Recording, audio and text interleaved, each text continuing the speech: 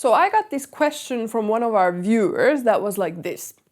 Why does it say about Abraham that he had a good old age? Like, what does that mean? And why does it say that his old days were good? And I thought, where does it say that?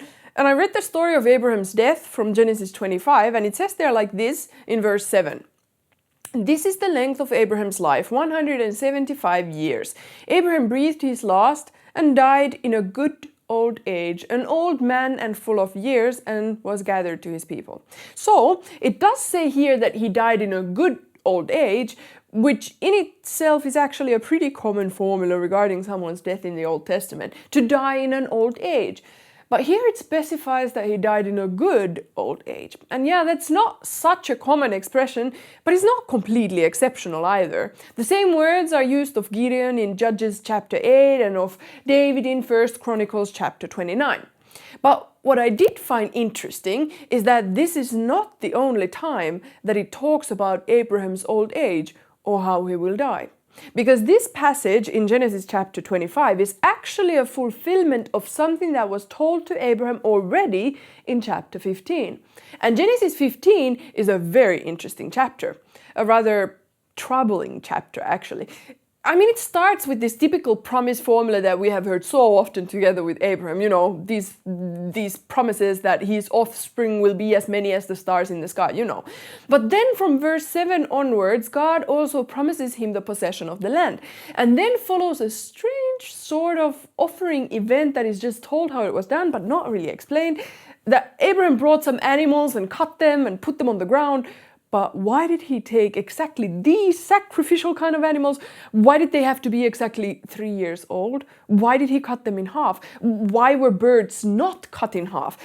Why did he lay them against each other? Why didn't he let the birds of prey eat them? Why did he not burn them? Do these things have some kind of symbolical significance? Anyway, well, then God sends a fire from heaven and it consumes the offerings at the end, and that's then explained to have been a sign of a covenant between God and Abraham, that his descendants will get to possess the land.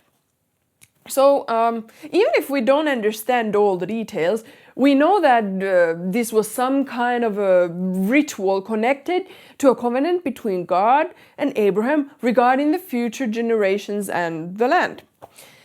But then, in between this whole performance, God tells Abraham exactly what will happen in the future, that his descendants will be in this land, in Egypt, for a good 400 years, and then they will be redeemed out of slavery. And I guess it's logical to think that the ritual with the animals also somehow represented this, since it is in the immediate context. But then it says, suddenly, in between all of this covenant prophecy stuff, that Abraham himself will die in peace, in a good old age. By the way, in this sentence, the very well-known Hebrew word shalom, peace or well-being, is used for the first time in the Old Testament. The fact that it uses here such a concept like shalom connected to Abraham's old age, well, that is something that turns my attention to this specific verse. That promise of peaceful and good old age, well, that's exactly what then happened, like we're told in chapter 25. But for me, this tells me something about God.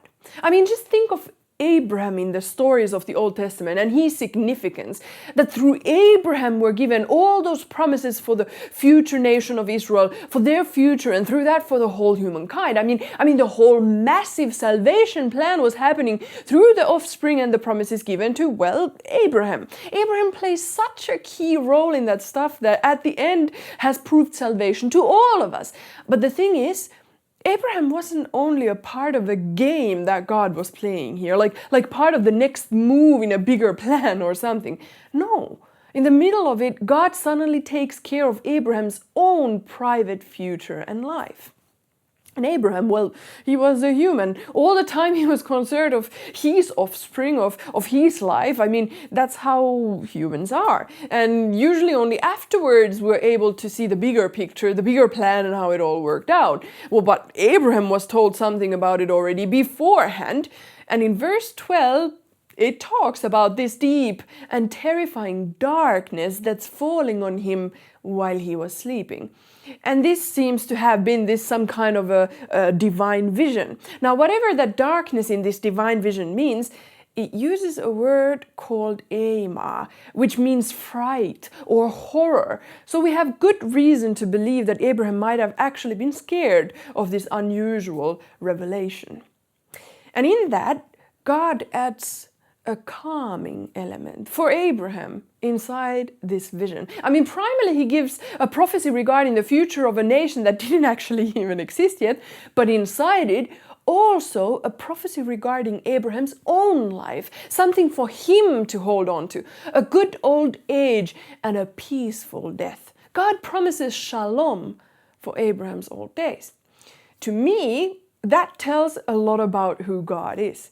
That not only does he care for the big lines, the big plans, the whole mankind and creation, but he also cares for the individual, for the small human being with his human fears and concerns. That's who God is.